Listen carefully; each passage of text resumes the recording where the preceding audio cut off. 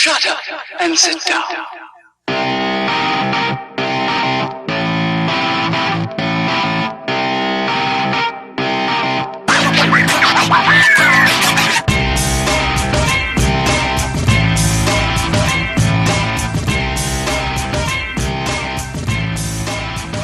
Howdy and salutations. Welcome to Broken Table Commentary, a three-man, well, five this week, creative discussion all about the greatest of fake sports, professional wrestling. Awesome. I'm going to keep this in one take. Every week we each bring a different topic to the table. Topics can be ridiculous or serious, opinion or factual, creative or not, whatever we feel like. And as always, the topics for this week are in the description. On commentary, we have our Mark, the debonair diabetic dad, Lenton. Hello, everyone. I am a dad. Our historian, the Scottish boy wonder, Michael. Oh, this is Michael saying, get well soon, Nature Boy Ric Flair. Woo! The originator of the beard era and one half of the creators of Why This Not That podcast, Drew Turner. That'd be me. And the only heel Mark in the world, the only one. Yeah. Daniel.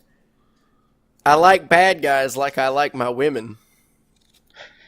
You can follow us on SoundCloud, YouTube, Facebook as Broken Table Commentary, or directly at BrokenTableCommentary.com. We are now on Twitter, at Broken Table Com, C-O-M. New episodes are broadcast every Thursday, 7 p.m. Eastern Standard Time. We're trying to set up an RSS feed. Everything's going good.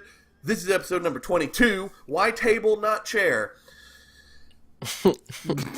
If you can't tell, we have some guests this week. Lenton and I were very, very graciously asked, and we graciously appeared on their gracious podcast of Why This Not That. It's a comedy debate podcast.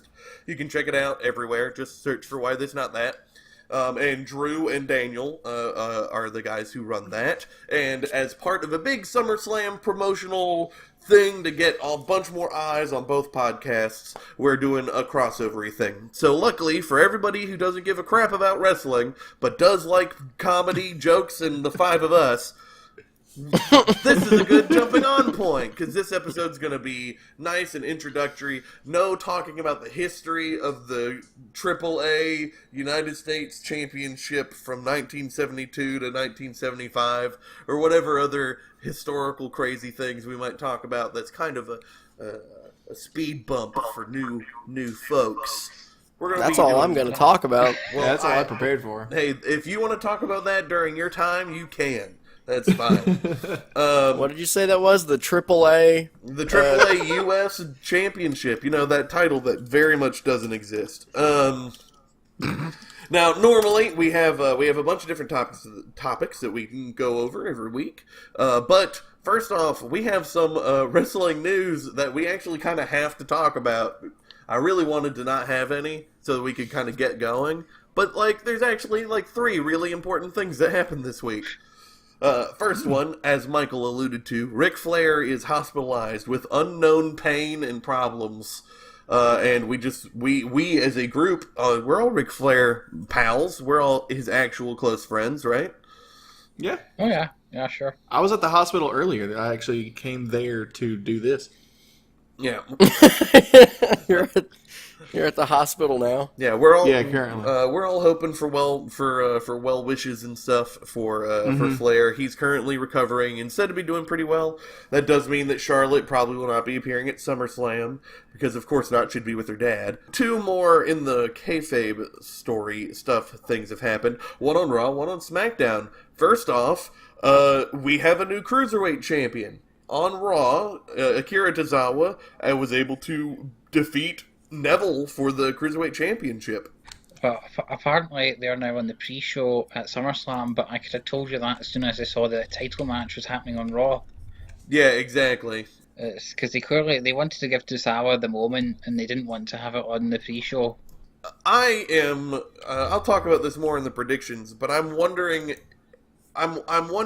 what this means for the Cruiserweights. Because with Neville removed from it, does that mean that Neville's going to move somewhere else? He's probably one of the best working heels in the company and stuck on 205 Live, so move him somewhere else? Yeah, no? I think they might move him somewhere else. In fact, They might have a vacancy for a decent heel on SmackDown soon by the go. Yeah, and rumors of a superstar shakeup after SummerSlam kind of put all that up in the air too. Yeah, well, they can do a swap. Neville can go to Raw, and Enzo Amore can go to the Job Center. Poor Enzo. Yeah. He doesn't deserve what all's happening to him. But hey, it's okay. We'll see him in a shark cage. The first babyface to ever be in the shark cage gimmick of a shark cage match in the history of shark cage matches.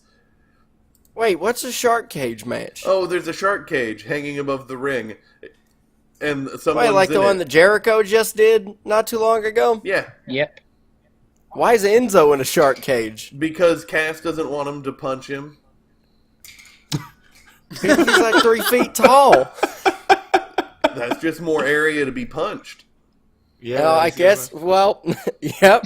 All Yeah. right. The actual answer is more than likely the rumors that continue to get reported stronger and stronger and stronger that Vince McMahon doesn't like Enzo and thinks he's a funny joke, so he likes having him beat up or put in silly situations. So Vince McMahon would probably enjoy seeing Enzo up in a shark cage. The only thing I have for the Neville thing is I, unrelated, having not seen the match, was redirected to his Twitter a couple days ago.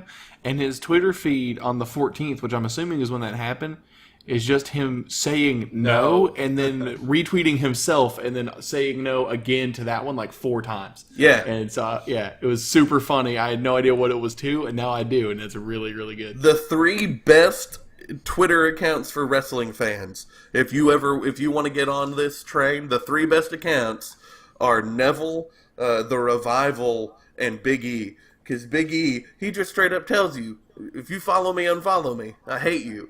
And that's hilarious. That's fantastic. I think that's hilarious.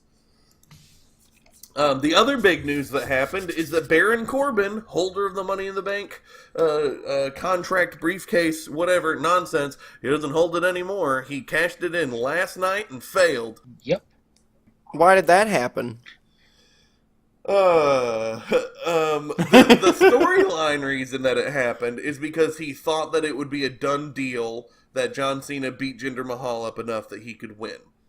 The reason it actually happened is probably because they changed their mind on who was going to win at SummerSlam, so they didn't want the audience being confused with the briefcase still in play, and because Carmella has the briefcase and more than likely will be cashing it in successfully, which means that they want one to be unsuccessful, one successful. Those are my guesses. Gotcha. I just don't think that Carmella can beat Jinder Mahal. I don't know. I don't know how hurt he'd have to be. I feel like you're underestimating Carmella. Does she have that guy with her still? Oh yeah, Is James that Ellsworth still is her still gimmick? around. He'll take care Okay, of yeah, the- she could win Yeah, then. he'll take care of the Singh brothers. So then it's just Carmella versus Jinder one-on-one. Yeah.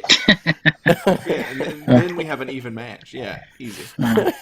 Oh, In the balaclava cage or whatever.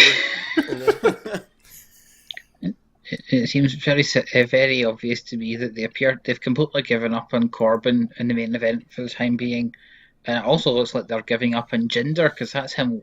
You know, he lost clean as a whistle to Randy Orton last week, and now this week he was within, a half. He was going to lose that match clean before they did the whole stupid shenanigan. It's true, but hey, he does have a definitive win over Baron Corbin.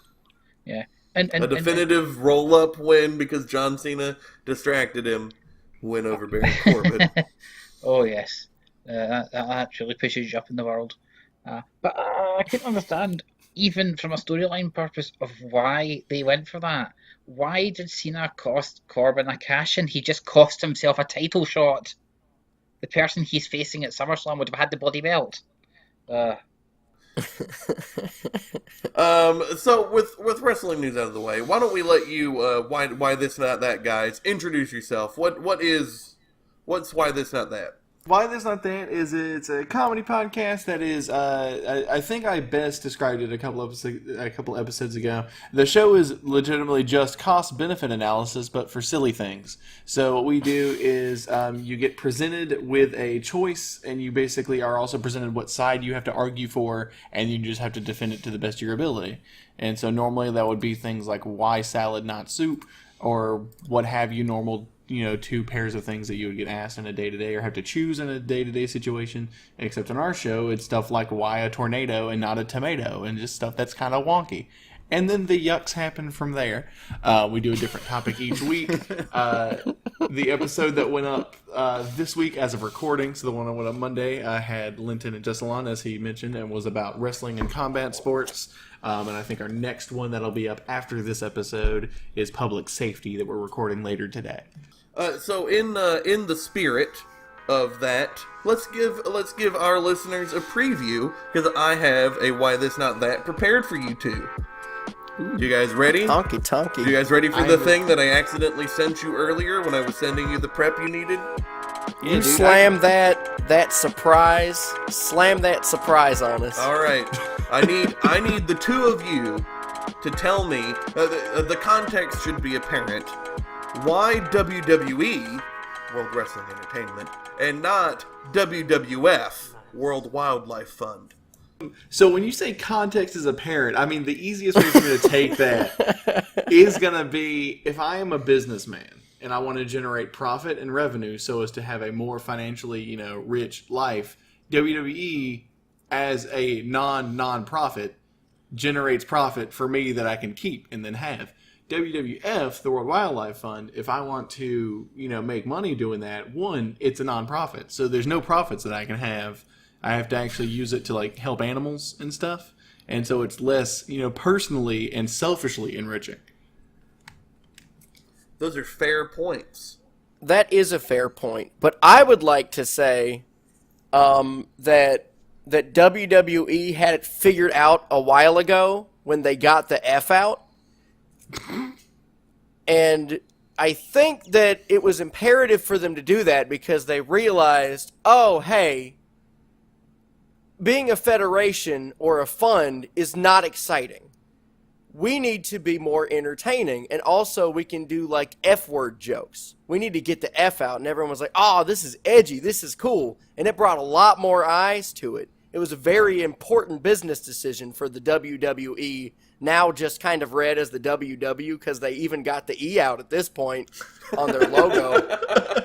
But the World Wildlife Foundation, or Fund, is it fund or foundation? It's fund. Fund. Okay. Well, let me tell you why they need to get the F out, especially in the World Wildlife Fund. I thought it meant foundation. I don't know what the F means. Their F is confusing. I always thought it was like a place, a specific place that was used to help animals. But it's just a bank. Is it just a bank specifically for animals? They fund conservation, research and stuff like that. Yeah. No. That's dumb as shit. It's a bank for animals. Giraffes And then go also- up to it, and they need dollars so they can get eucalyptus leaves. They're like, Well, hey, you got to also think about this, is that the WWE has already also had its fair share of animals. It's had Animal, it's had Hawk, it's had all sorts of other animals. George the Animal Steel. They've had Raven. Ricky the Dragon. Yeah, they've had Ultimo Dragon. They have extinct species. Coco in the Beware had a parrot. WWE. They've had a parrot. They've had who are other animal wrestlers? Bulldog. I know there's more.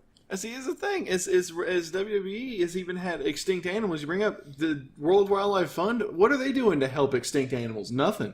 At best they may stop one from going extinct, but what are they going to do if you're already extinct? See, WWE is even then going to try to bring you in, give you a nice push, let you have some cool matches. I don't see World Wildlife Fund doing that. Also, they don't even use Sable in their Get the F Out advertisements where she rolls up the window in a limousine all sexy like she's about to have sex with the thing. Also, another animal, by the way. Also another A Sable! Yeah! That's right! I had forgotten, but now I'm found. Was blind, but now I see. That's my answer.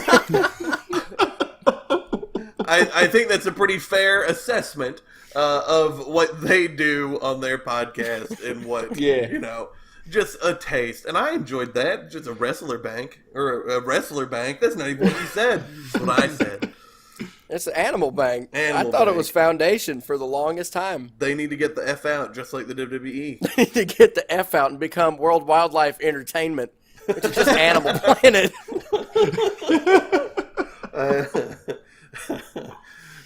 Then they'd have a fight with PETA. You'd have an invasion pay-per-view, PETA versus WWE World Wildlife Entertainment. I'm down. Oh, goodness. Beyond that, let's go ahead and move on to our real first topic. But this topic is from the picnic table audience participation episode we did a couple whiles back from one of our extra banks, and luckily enough, it is one that Drew even suggested to us that we weren't able to get to since I did them randomly. So we're going to do it now. What rule or tradition from another sport would you add to professional wrestling? Well, I've got one. I guess I will not only have made the question, but also go first on it. The gimmick that I thought would be the most, would be kind of the most engaging, I feel like, for wrestling. It'd be also, the funniest. And I also feel like it'll help their touring shows and stuff like that as well.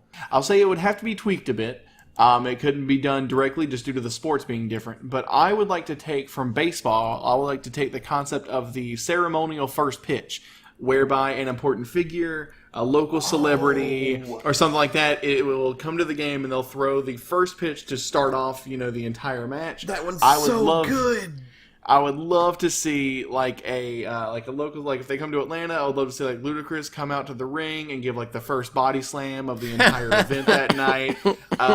Or it's the baseball starts off the season, like the first game of the entire season, with usually the incumbent president throwing a pitch, and we already have a person from wrestling in the White House currently. Yeah. And so this would even be like the perfect time to start that process. Oh God, that's such a good idea. That's wonderful. Like, that's really good. I really like that one.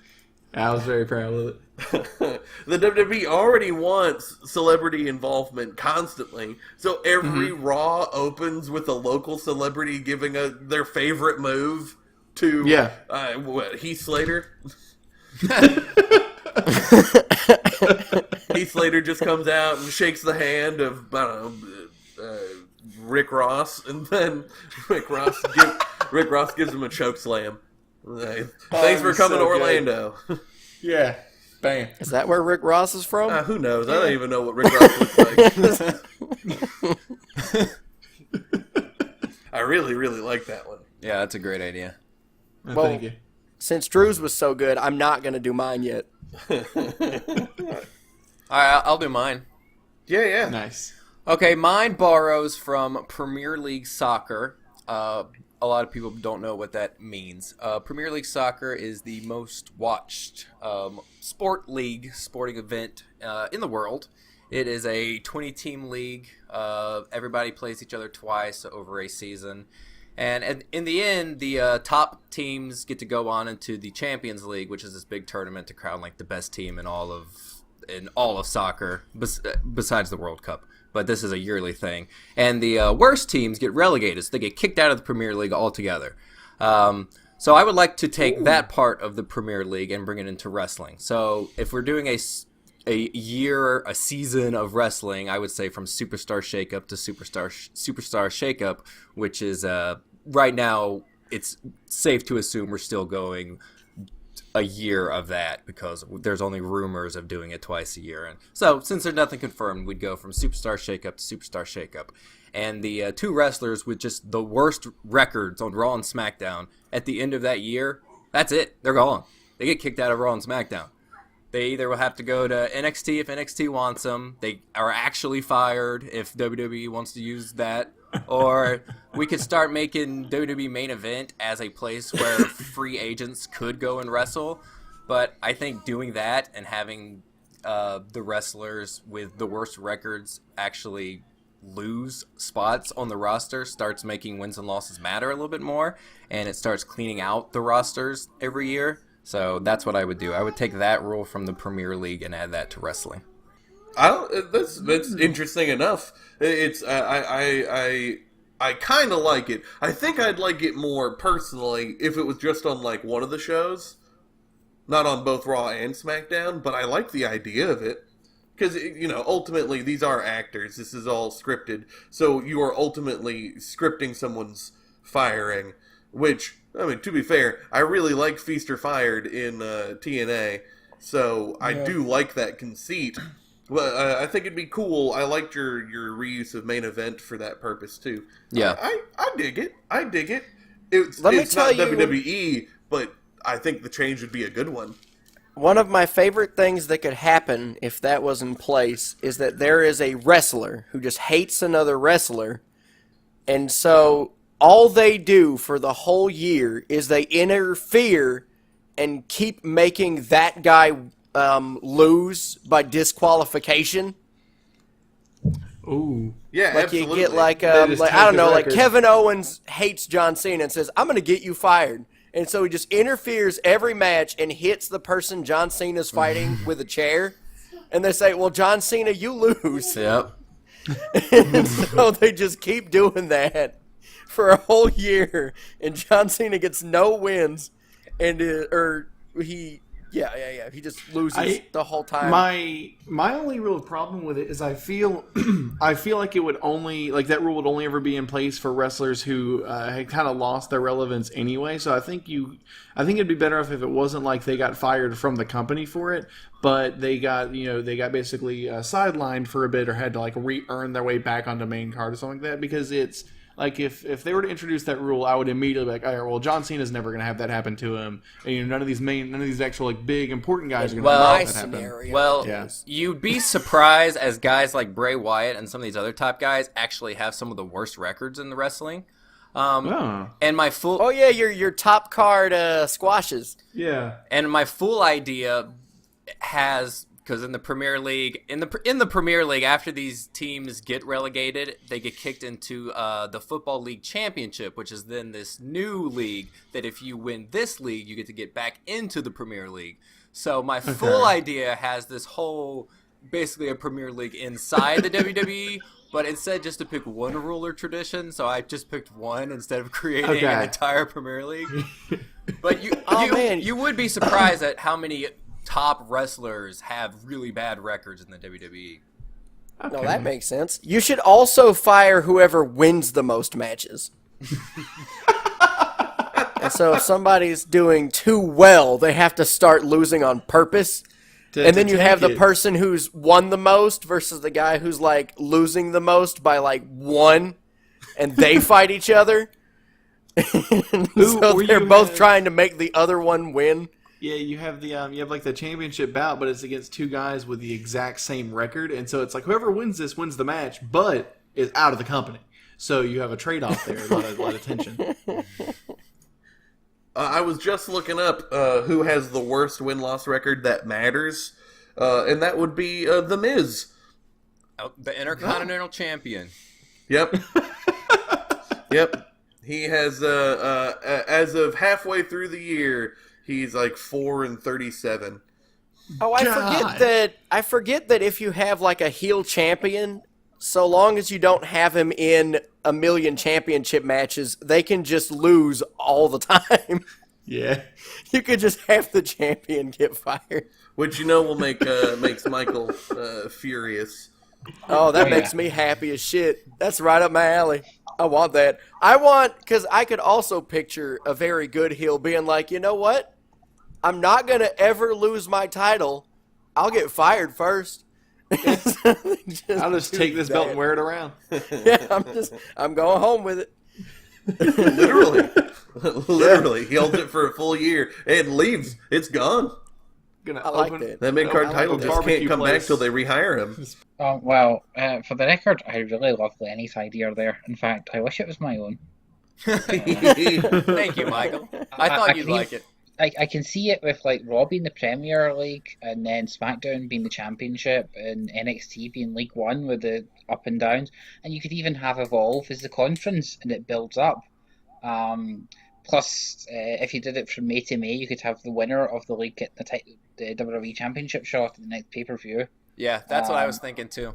And if you nicked protected rankings from tennis for like when the big stars get injured, you could have it that the champions can't be fired. So if a heel champion does a job all the time like the Miz and he's in the relegation zone, then as long as he's got the belt, he can't get relegated. So you could have the thing where the heel's trying to hold on to the belt by hook or by crook so he doesn't go down onto SmackDown. I don't know. Yeah, no, that's a good point. I like that addition. Yeah. So I also went to football, or soccer if you're listening to this in America. And I'd like penalty shootouts to be added to wrestling somehow. I have that one written down too. I also have that one written down. So I don't know, maybe a 5-on-5 battle royal with one-on-one with a team goalkeeper. I've not really given this much thought, to be honest. My thought process on it was literally like a penalty kick. If you kick someone in the nuts, match is stopped. Ref lets you stand there with your hands over your nuts, and your opponent gets to wail on you. One good penalty kick, and then the match restarts. my idea. Oh, Well, I gotta share my idea for this one now. My idea for the penalty kicks was at the end of an Iron Man match, if it was tied, each wrestler would get to take turns doing their finishing move and seeing if they can get a pinfall on the other one. So you get to try your finisher 5 times total and see if you can get the pinfall on the guy. So it's not as good as Jessel's. But You two got more hard on this than I did, basically. But in fairness, I'd also like to see victories by interference be added to football. For example, you could have Chelsea on the ropes, but then Jose Mourinho appears to distract the referee. Lukaku has a chair. The ref missed it. The ball's in the net. Man City have been screwed over here. Man, that would make it so more exciting. That's another topic entirely, Michael. We'll do that one later. What wrestling rules or traditions add to a different sport? That's amazing. That's a great one. Man. That's fucking great. Mid-match interference should be allowed in every single sport because it's the best thing. Since penalty kick was one of mine and Michael said it, I'll use my really bad other one. It's really bad, but I just really like it. One of my favorite traditions in American football is the terror towel. You just have this stupid piece of fabric, and everybody that's a fan of a person has the same color, and you twirl it around your head. The Steelers started it, and then a bunch of other teams now use the terror towel. John Cena even sells terror towels, but no one does it. Nobody takes the towel and swings it above their head as like participation. I think it'd just be a really cool visual to see these clashing colors for whatever wrestler you're rooting for going. So you see who's got a color that matters. Baron Corbin. Baron Corbin's is black. Like everybody is black. everybody's is black. So it's just a bunch of black towels you can't Kevin see. Owens. That'd be You a could do- USA. A You could USA do one. peacock colors for Charlotte, a little peacock towel. Yeah. Yeah. The women are more colorful. You have Carmella has her leopard spots. I just think it'd be cool to bring that tradition from fan side to the WWE. They already sell the damn towels. Yeah, if it wasn't for so many of the guys in black, I would love that idea. There's too much black. Yeah.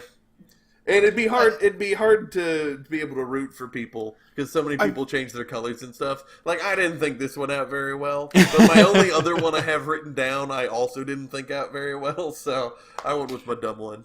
I feel like that one would work really well if they brought like stables back in a big way, so that you had like then you effectively have like a team and players set up in wrestling. Oh, where it's yeah. like there's this big stable, and then these wrestlers are part of that stable. Then you could get a towel for the stable. So anytime that wrestler was in a match, you would wave that. Absolutely. And so then you could actually codify kind of which colors or which group of wrestlers and so on.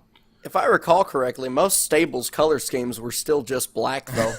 DX Yeah, has, they'd have to switch that up. DX has that neon radiation green. Who's See, it? there we go. DX. Oh, yeah. Well, it's black and green. And so with the towel all folded up being swung in the air, you probably only see the black. There would probably NWO's black and white or black and red. Nexus is black and yellow. Yeah. The Ascension is two guys. That's a tag team.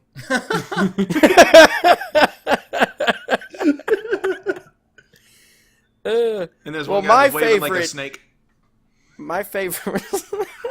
Oh, that's what you do for like if Jake the Snake was in a stable. Everyone swings a real live snake. Dan. Mine is basketball. Oh God. What rule?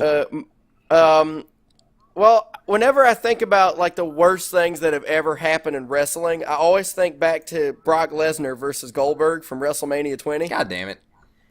And so I feel like if there was a rule from basketball in play, the rule being known as a shot clock violation, where if you were in possession of yourself, like everyone is standing upright and is capable of performing actions, but they don't for 15 seconds, then they are penalized heavily, or the match just ends. Oh, actually, so it gives that's incentive really good.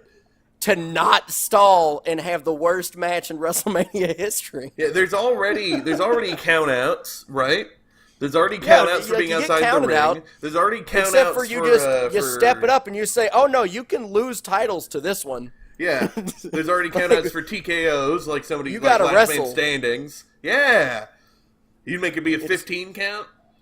Yeah, it's shot clock violation. You wrestle. That's what you do. It's your actual job. Yeah, if both people if they're not knocked out, if for 15 seconds they just stare at each other, ring the bell, match is over. Or for 10 minutes. For 10 fucking minutes. I like that. All of these are really good. See, we should just start a new Broken Table Championship Wrestling with all these rules in place. And so if you get penalized for the shot clock violation, they get to take a field goal. Or penalty kick. Take that penalty kick right in the groin. Yeah, you get to take the penalty kick. Brock Lesnar just rears right back into Goldberg's Goonies. Yeah, it's like if Brock Lesnar's going in and trying to hit him, but Goldberg's just like, nah, I ain't gonna let you. Then that's a penalty on Goldberg. Brock Lesnar's at least trying.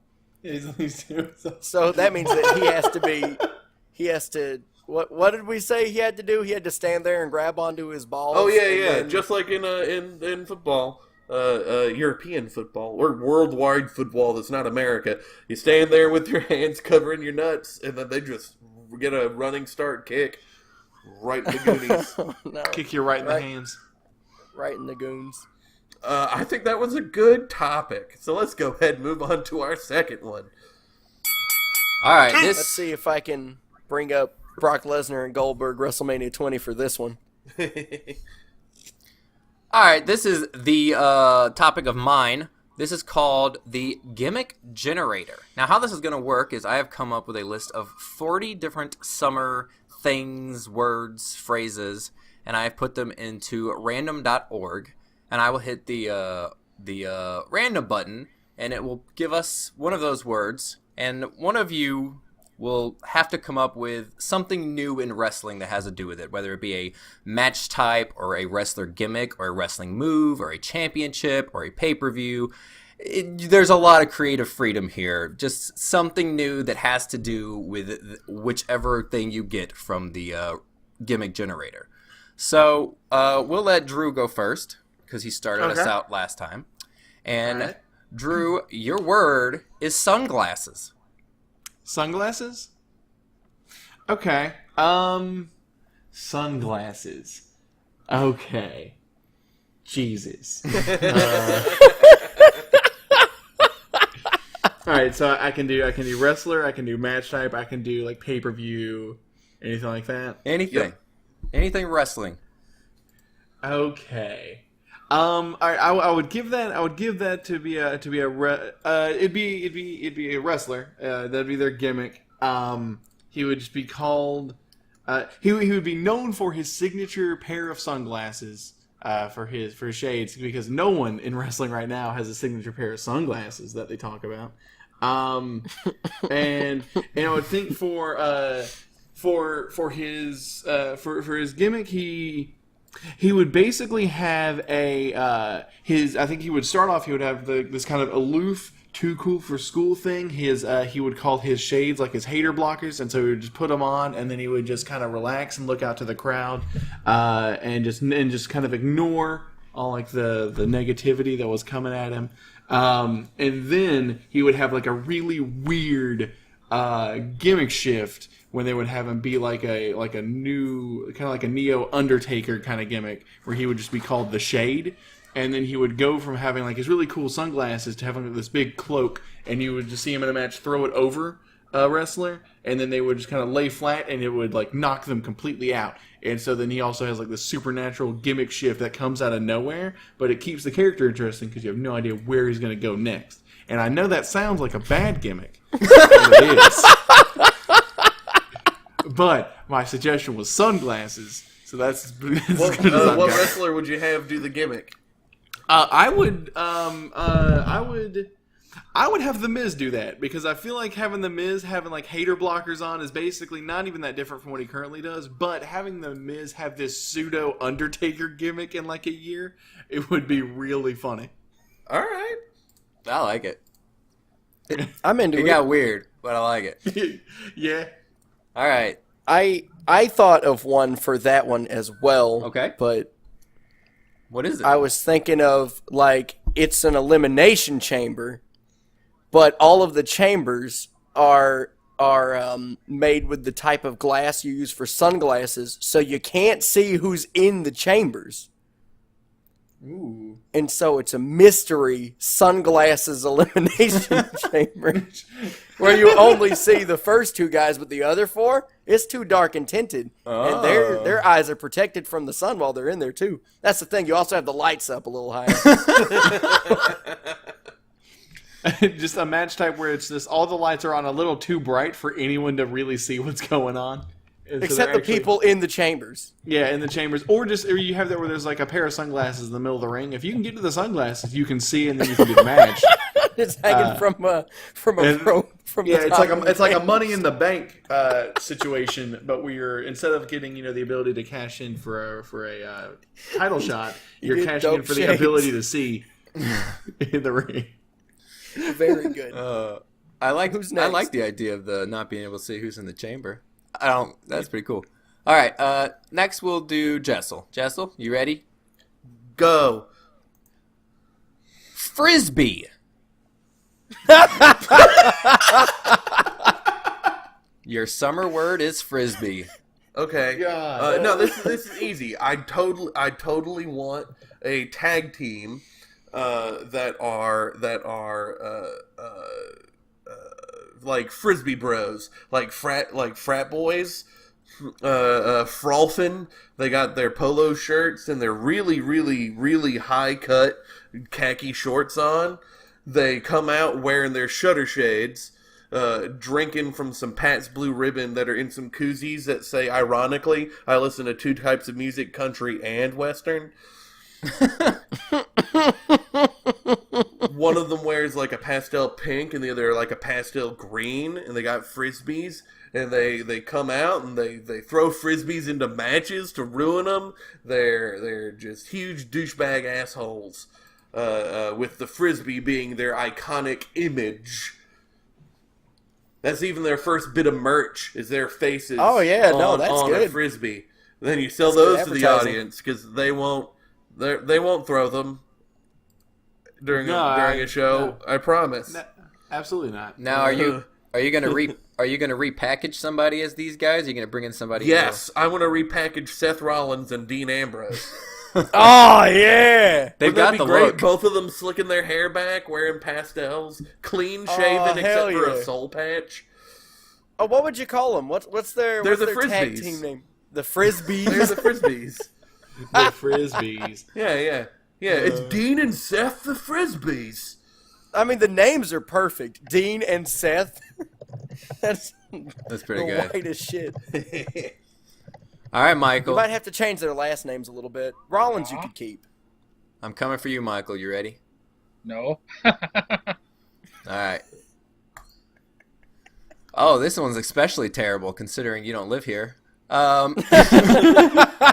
Baseball.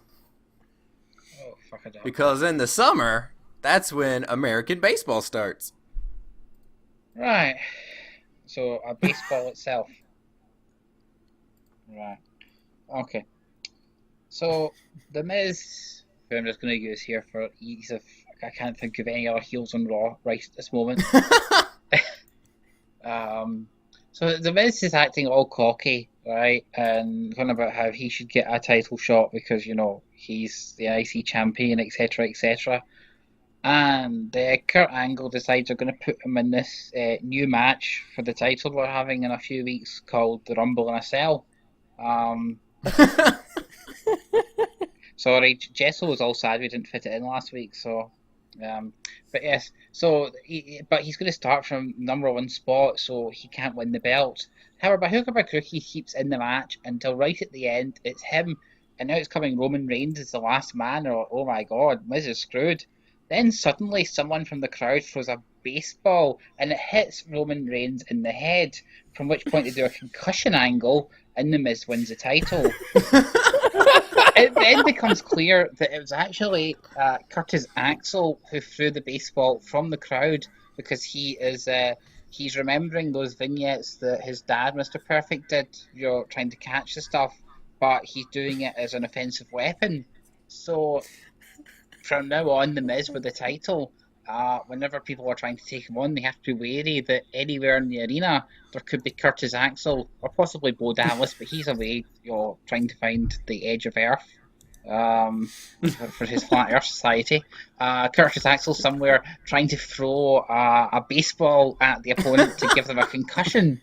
And the Miz just runs with this because he changes the WWE title. You see, instead of it being a winged eagle or the spinner belt, he changes that bit to a bronze picture of himself holding a baseball. So he can really run with this. And, you know, it just gets... I'd like to say it gets heel heat, but given he's facing Roman Reigns, he actually becomes the biggest face in the company. Oh. That's really good. I like that. I feel like it would have been stupider if I'd had pre-warning to actually run with it, but that's the best I can do in improv. Oh, I'm so proud of you. I'll That have was you know, good. Lenny, I used to do try live improv comedy, and you know, there's a reason I'm doing a wrestling podcast now and not the Edinburgh Fringe. Alright, we'll officially do Daniel next, even though he gave us the sunglasses elimination chamber. Yeah, Solid. baby. Alright, fireworks. Oh, what? A wrestler enters. Nice. Good job. Yeah, there you go. Alright, I'm gonna Yeah, give you done. a second one. Ice cream. Oh, a wrestler enters. It is. Ice cream. No. Not accepting it. Yeah, it's like a mud wrestling match, except they're in Okay. ice cream, right? Yeah. Okay, here's the deal. I think that Undertaker needs a gimmick change. Because every time Undertaker shows up ever, he immediately is a huge face because everyone's just like, oh, yeah, the bells are going, the lightning's striking, and he's walking slow. This is good.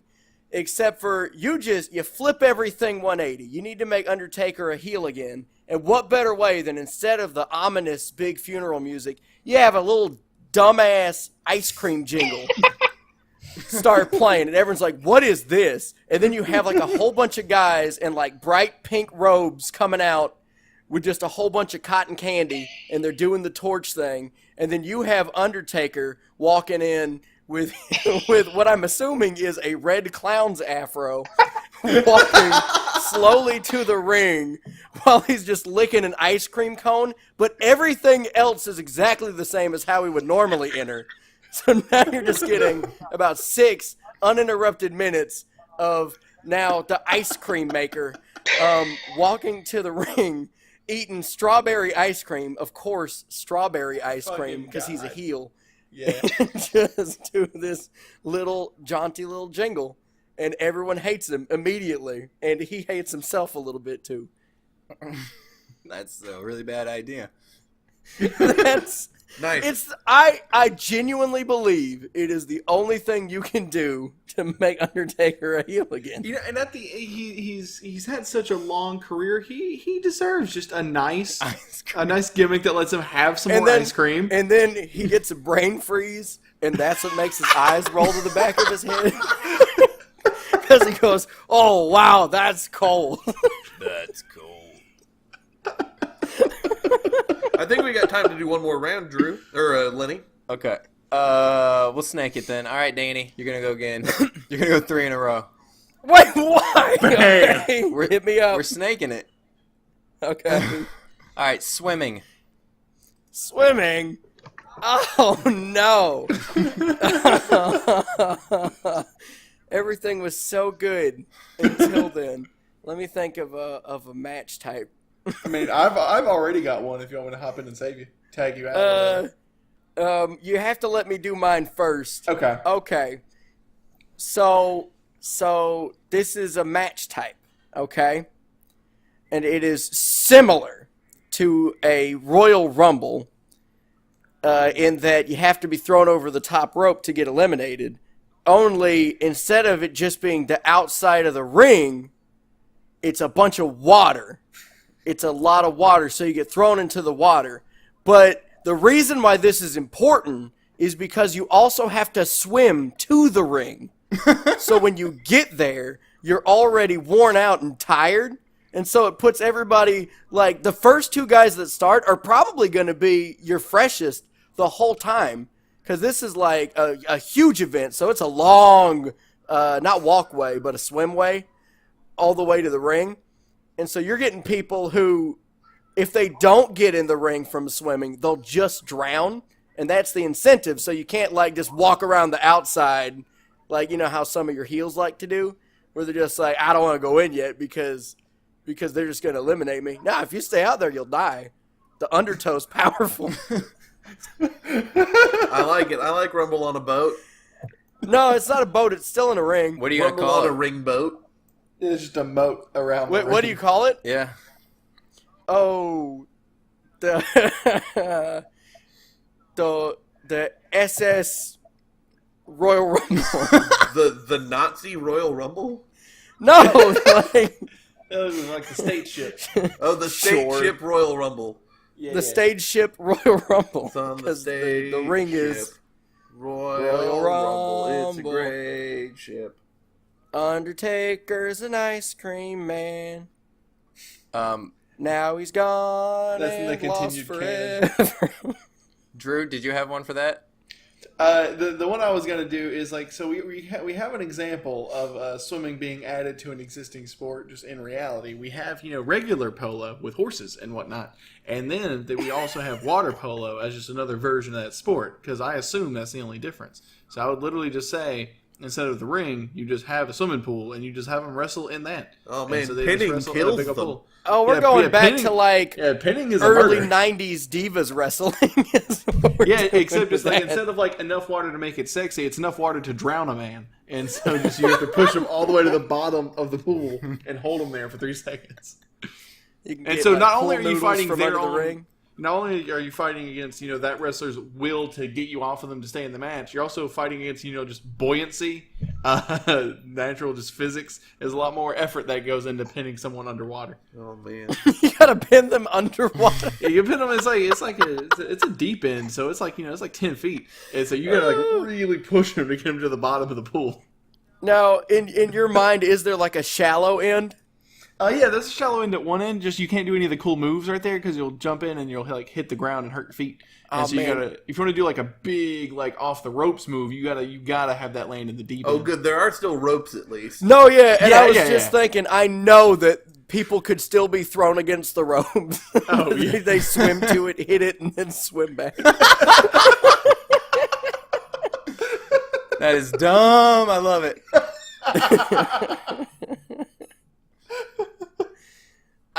All right, Michael, you're next on the snake. You ready, big boy? Never. Yeah, that's the spirit. All right. Water slide. Oh well, you see, that's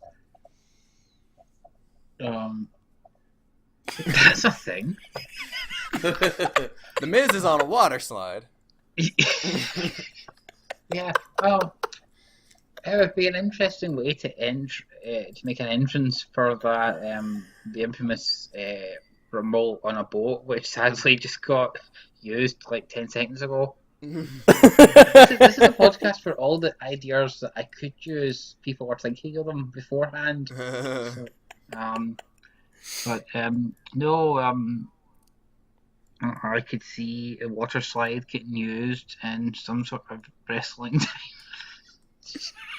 Well, you remember like 50 years ago when they had the divas wrestling really stupid matches, like they had the dodgeball match, where the actual divas actually got into trouble backstage for losing an actual dodgeball contest against the women from Total Divas. Yeah. Not Total Divas. Yep. Diva Search, the Laurinaitis thing. It just having water slides and people have you lose by falling down the water slide into the pool just sounds like the kind of thing they'd have done with the divas back then. And because we've had the Women's Revolution, I feel we should do it with people like Baron Corbin because there's no way he can look any sillier now. Oh, I like it. It's like a new, safer version of a scaffolding match. Yeah. Yeah, there's a pool of water and a slide, and if you fall, you slid down the slide. What an idiot. Merp, merp.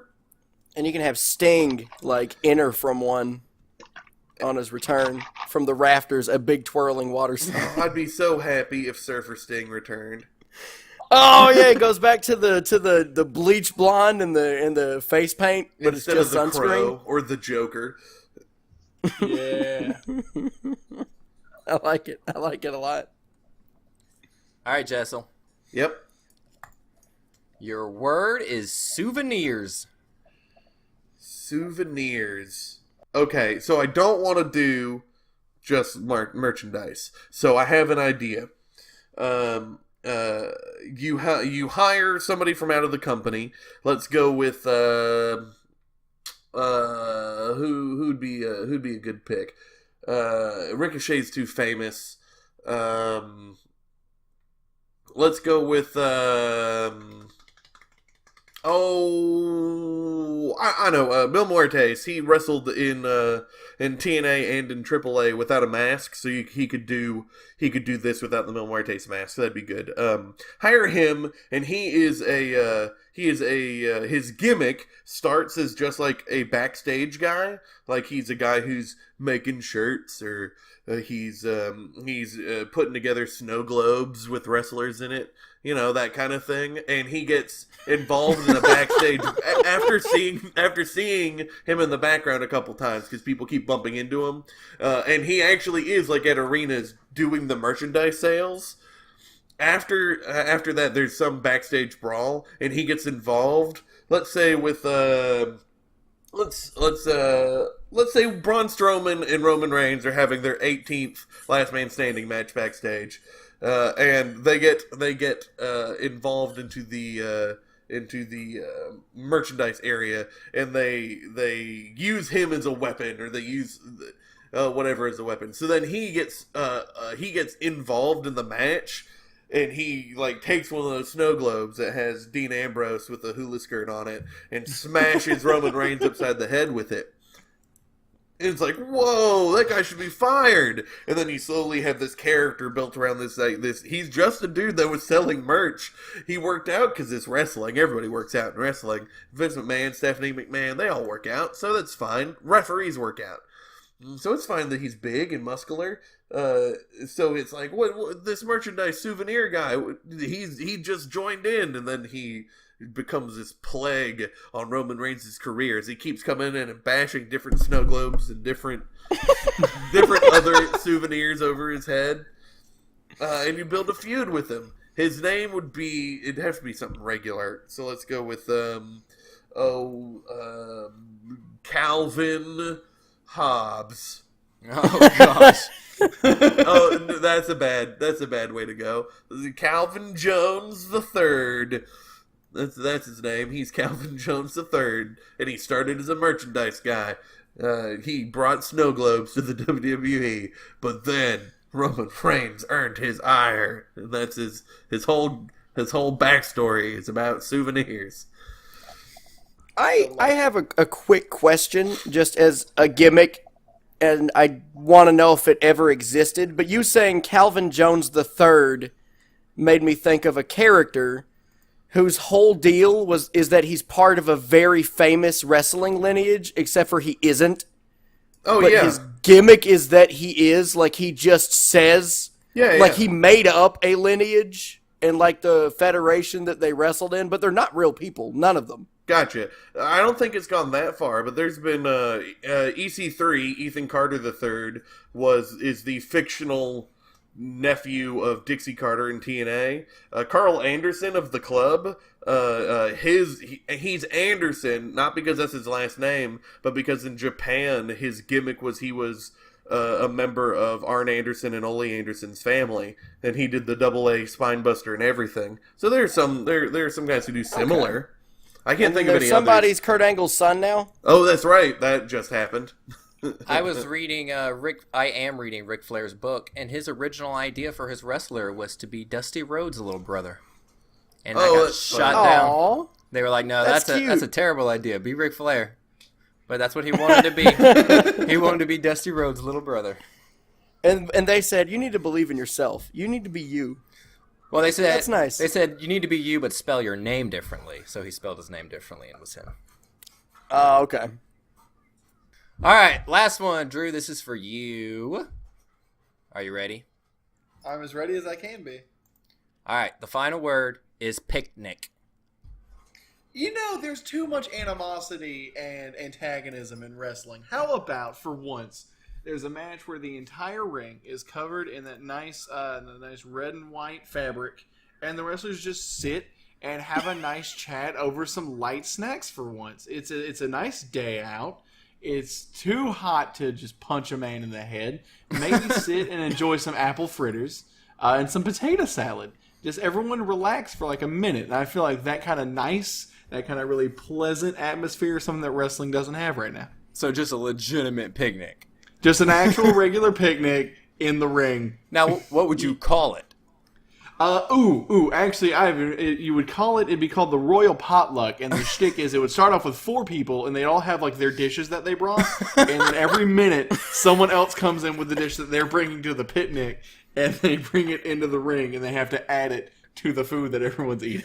And it's not like a competition. It's just they kind of got there a little late. Yeah, you got there a little late. You're running late. It's busy. You had to make sure you got finished cooking. They get there and say, "Sorry, the casserole took an extra 10 minutes. I thought Christopher was watching the oven, but he was watching football."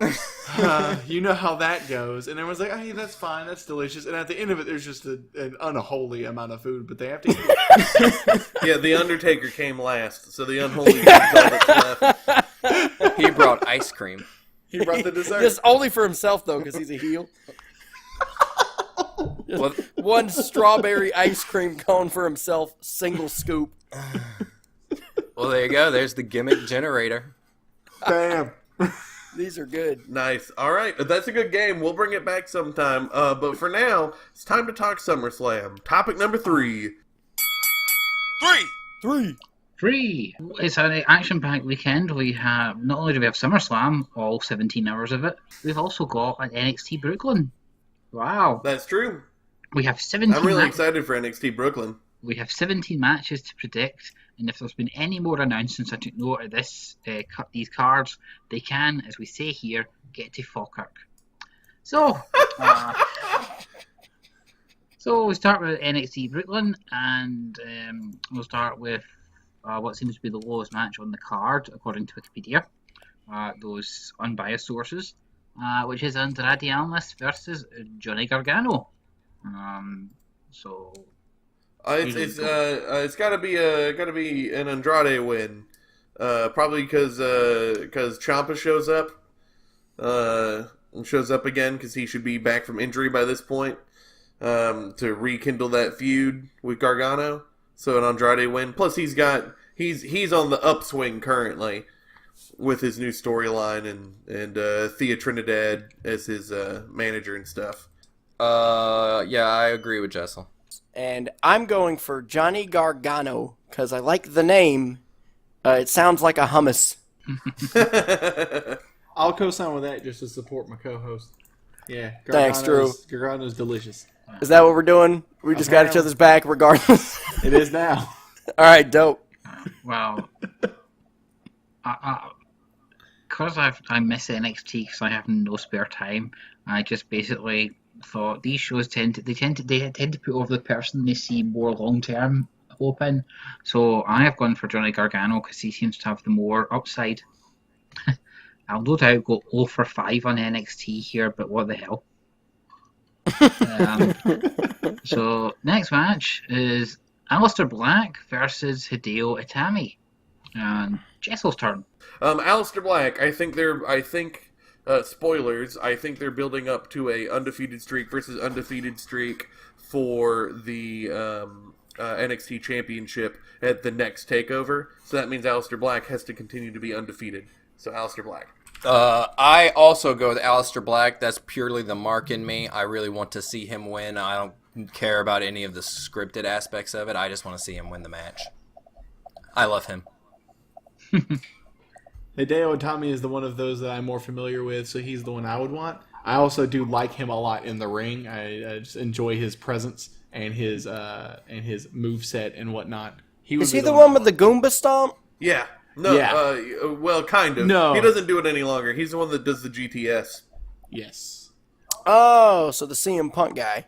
Yeah. The one who's copying CM Punk. No. Okay. I like him.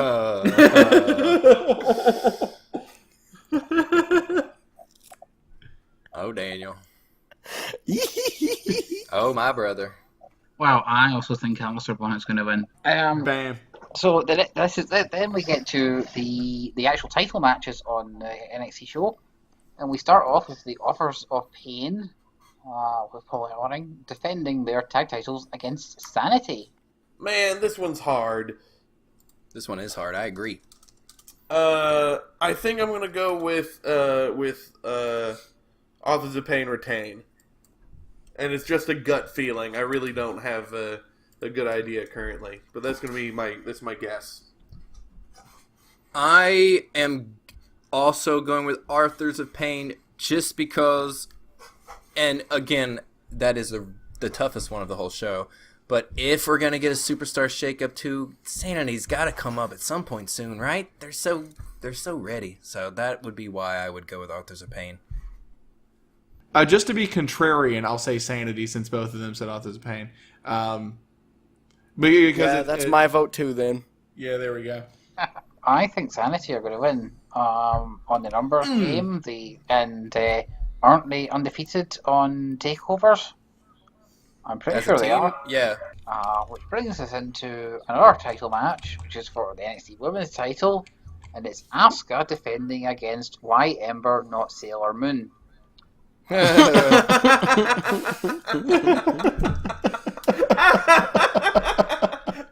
Oh God, I didn't expect it. Michael's funny today.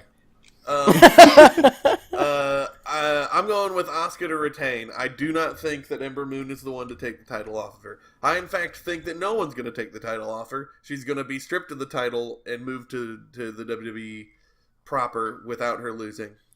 I think that's a little too cool for WWE to do. So I think Ember's going to win the title. I think that's going to be the big thing that happens at this pay-per-view.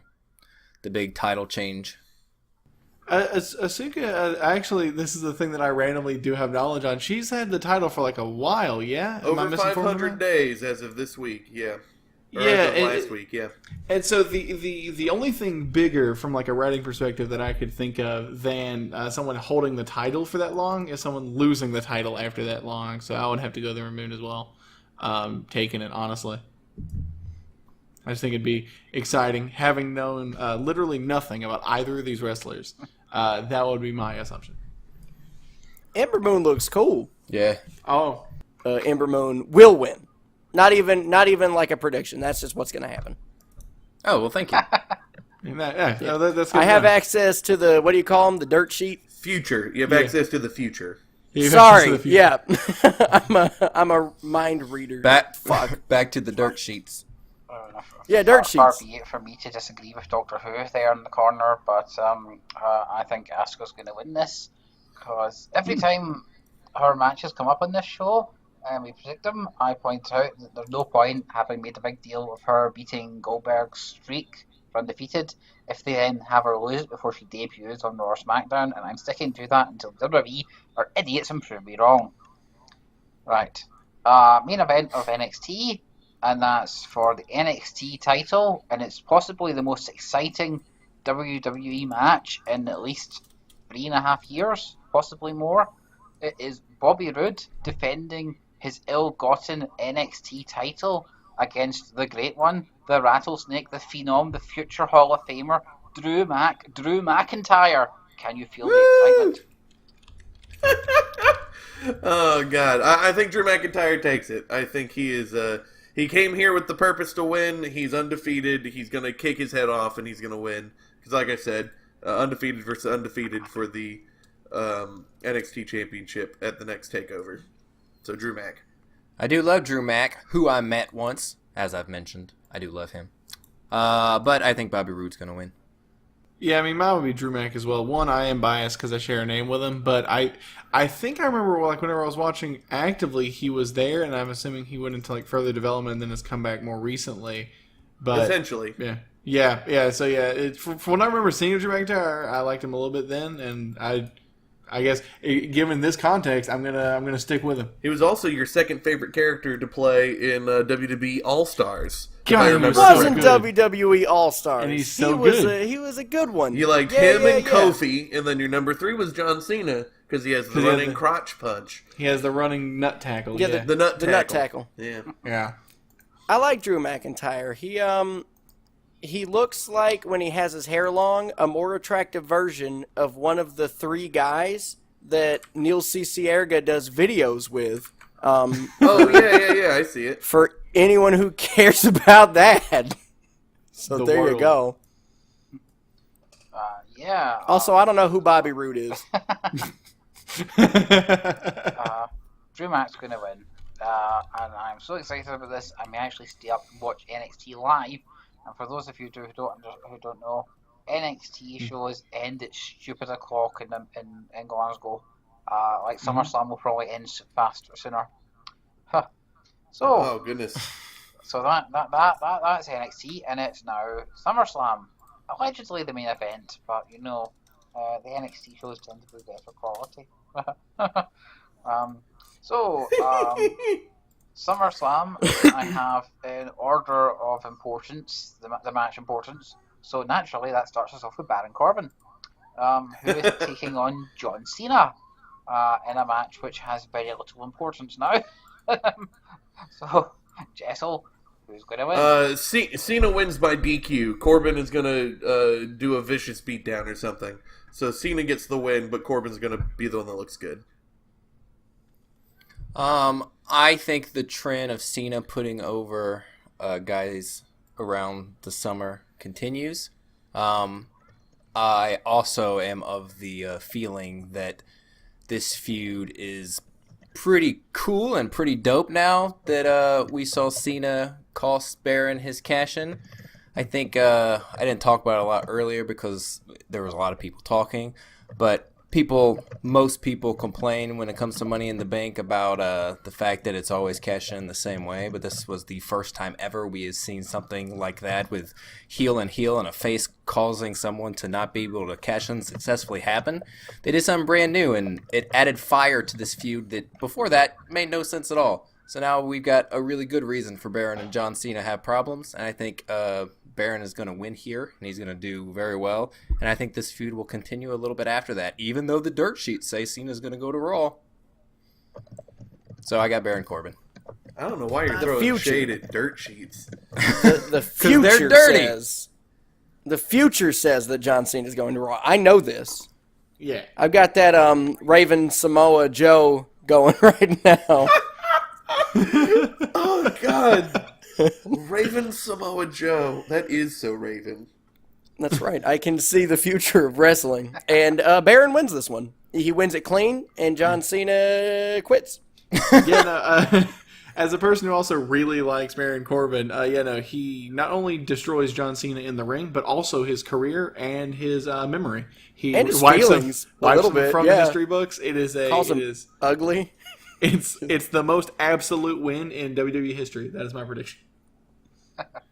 I can see that.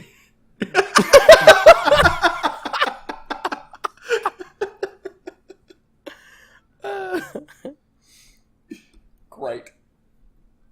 Yeah, well, I've got Cena winning this, but I have a surprise for WrestleMania. It's not just my predictions we're getting here. We're also getting Wrestling Empire 2008's predictions. It's a simulator game created by M. Dickey, which is hated by fans for its botches, bizarre results, and glitches. I love it for its botches, bizarre results, and glitches. Plus, I have everyone in this show in it except one person who can be arse creating. Oh God, who didn't you put in? Oh, that's part of the surprise.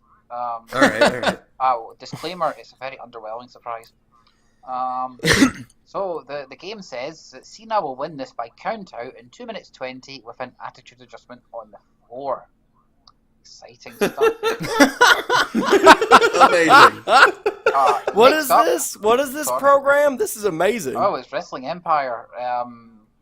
I'll get Jessel to post links to it because it's a really amazing free simulator, which you can even run on a laptop. Although, if you try and run a Royal Rumble mode on a laptop, your laptop will crash because it doesn't have the RAM.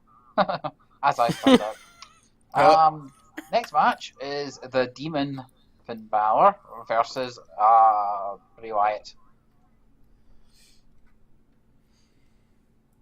If Finn Balor, finally demoned again, doesn't win this match, he's done. Just send him to TNA. Just get it over with.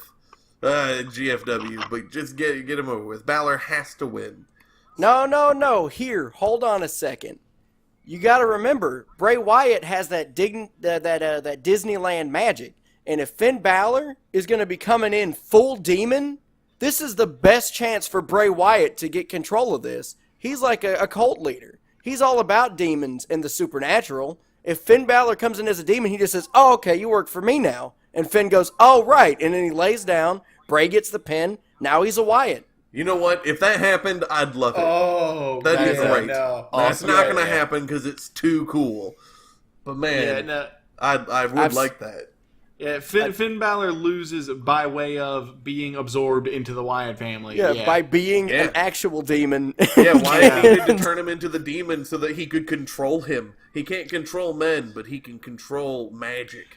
Or we learn it's the match ends, and then we just get hints of backstage of like Bray Wyatt like just slipping Finn Balor like a 50, and he actually uses Finn Balor's demonness to put fear into people so that it elevates his power, and so they have that kind of background shady kind of dynamic going on. But he does it with money. Yeah, he just does it with money, and that would be a good gimmick change where it's just that money is the magic that he's been using the whole time. Well, yeah, because wasn't his dad? He was like an IRS guy. Was like his dad's gimmick. Bray Wyatt's dad is not that. Yeah. Bray Wyatt's dad was murdered and buried in a river, but actor portraying him, his dad was the wrestler IRS, yes. Yeah, and so as part of the gimmick change, he goes into like his real human persona where he just has all this money due to his dad's money knowledge being in the IRS, and so he just starts paying sold his farm for like a huge profit. A stupid amount of money. Like he flipped it.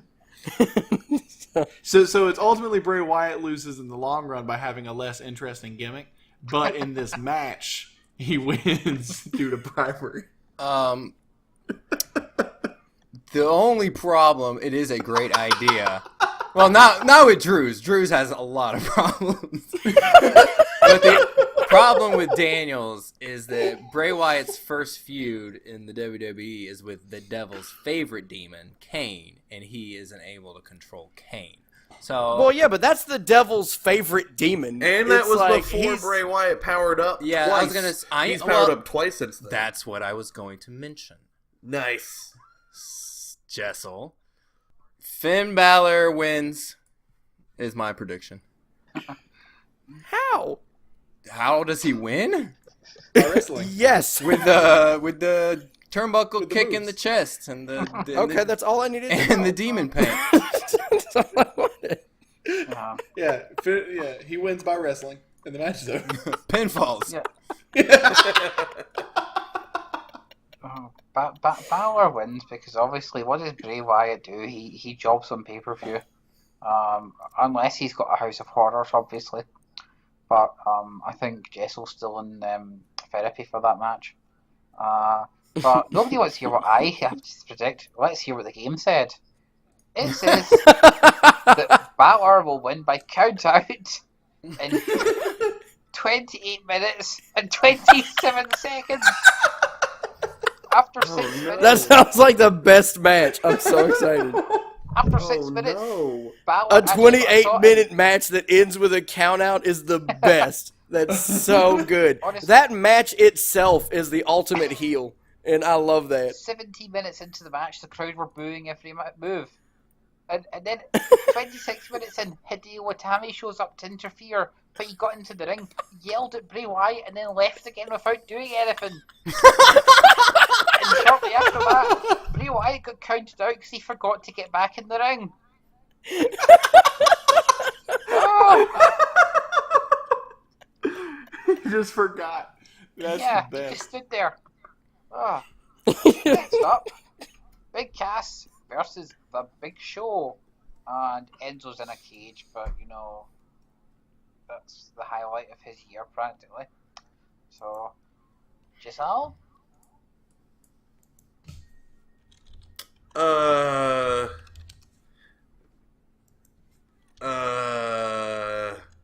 I mean, I don't want Cass to win, but I think he's gonna.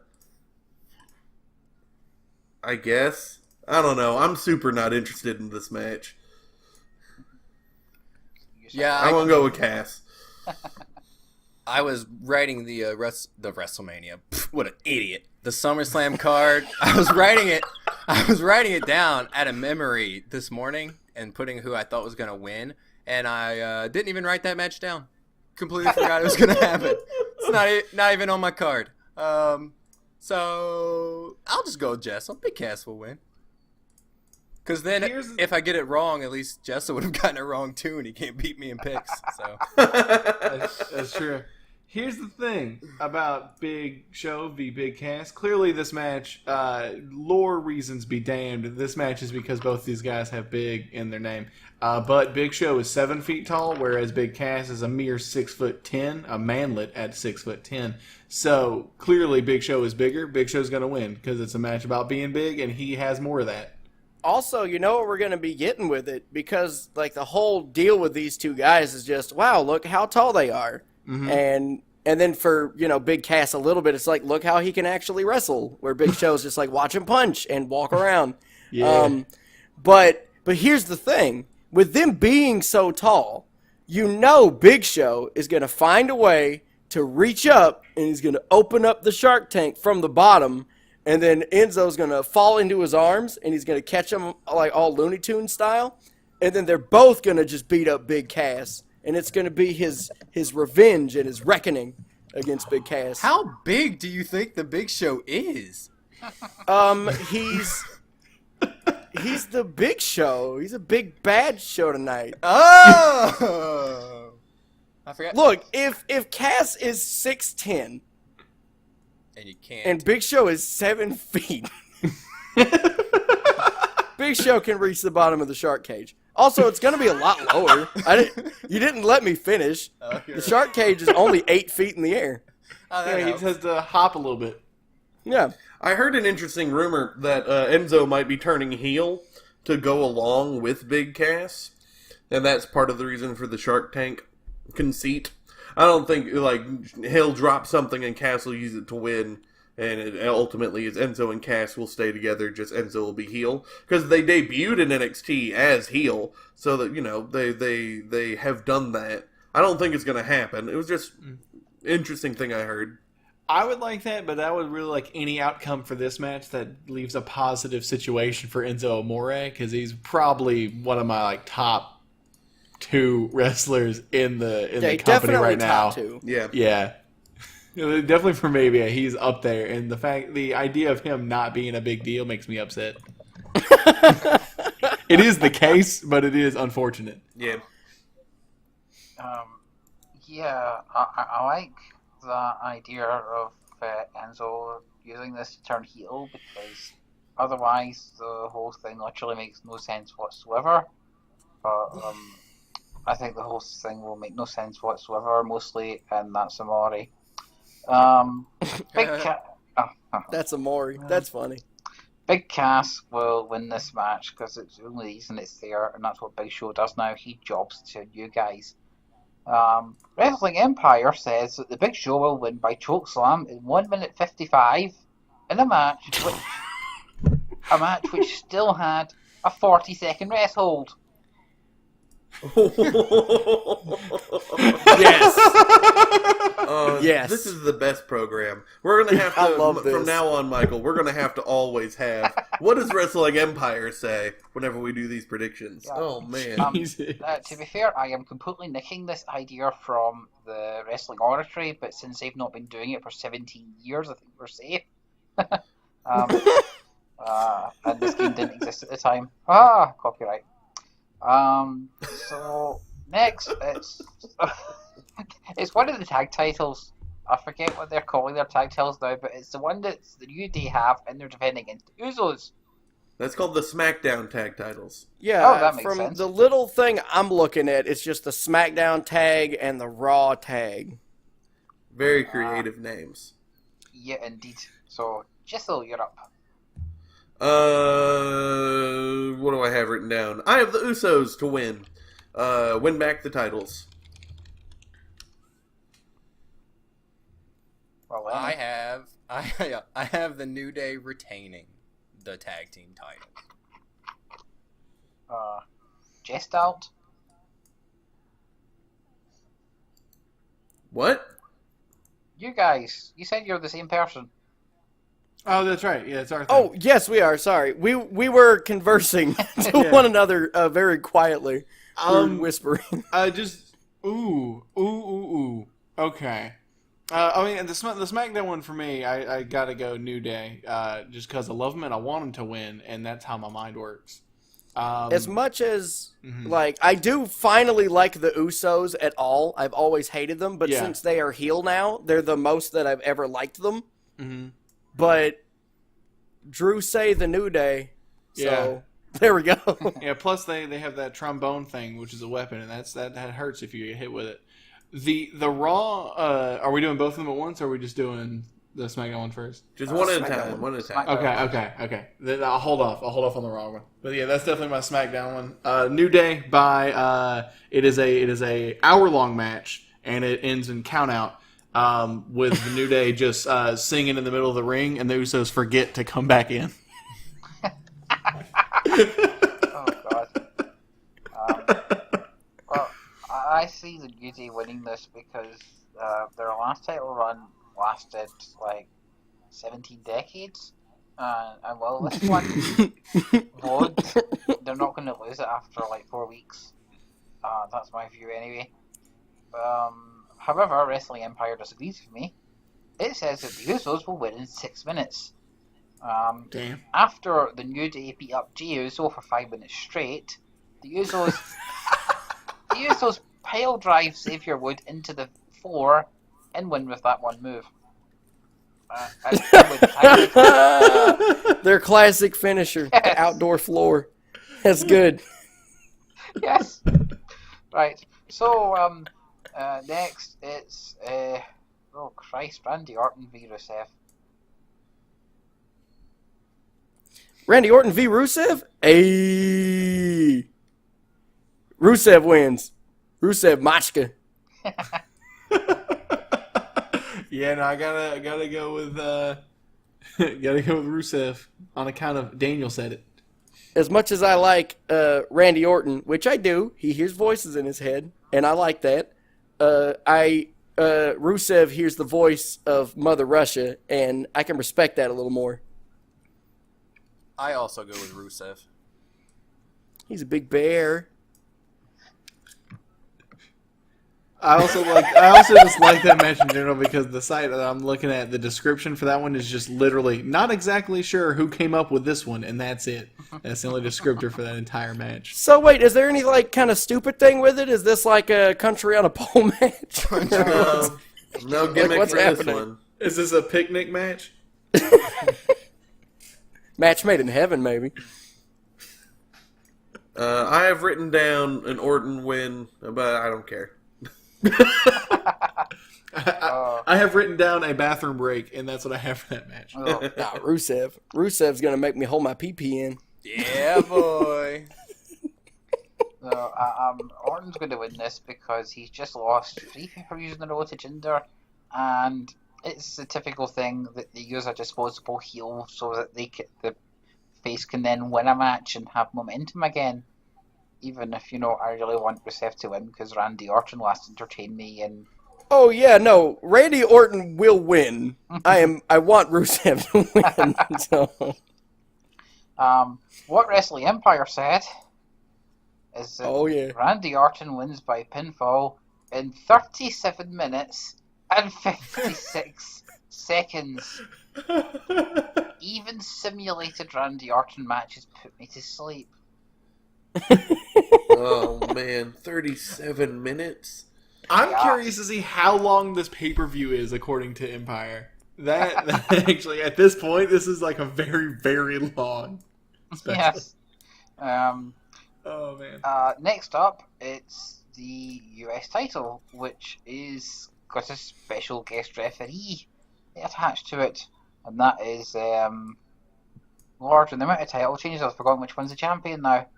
AJ Styles is champ. AJ Styles is defending the belt against Kevin Owens, the former champion. Mind you, AJ Styles is also the former champion. It's confusing. And the referee is going to be Shane McMahon, because, as we know, the McMahons have a long history of being impartial referees. Is Earl Hebner a McMahon? No, Errol Hebner. No. He's a Hebner. He's not a McMahon anymore. He got married. Oh, right.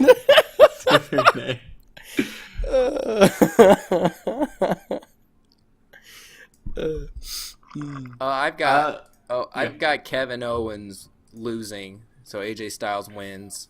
I think you can get more out of Kevin Owens and Shane feuding for a bit, and we just had AJ and Shane have a feud this year, so I would say that Owens somehow gets screwed out of the belt, and we see Shane and Owens arguing for a while. My prediction for this one is actually a Shane McMahon win. It is dirty. It is dirty. However, since he is the referee, there's no one there to DQ him or tell them to ring the bell. And so he basically takes an opportunity whenever it looks like AJ Styles is about to retain. He just hits him out of nowhere, hits a pin, counts his own 3 count, and then takes the title. I see no problems with that because he'd be the ref. Yeah. Any problems I'd have to take it up with him, and he'd just say, no, that's not right. And I'd say, correct. Have to defer to the referee on this one. Do special referees operate under like the if I get bumped, I'm out for like 30 minutes rule? It depends who the ref is. Depends, yeah. Okay.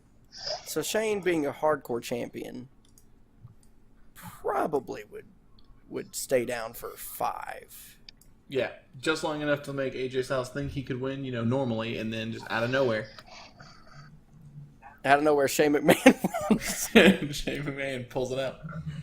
I like it. Now that's my vote. Did we get a vote from Jessel? Same as Lenny. It looks like the story's going to Owens versus Shane, so that means that AJ needs to win.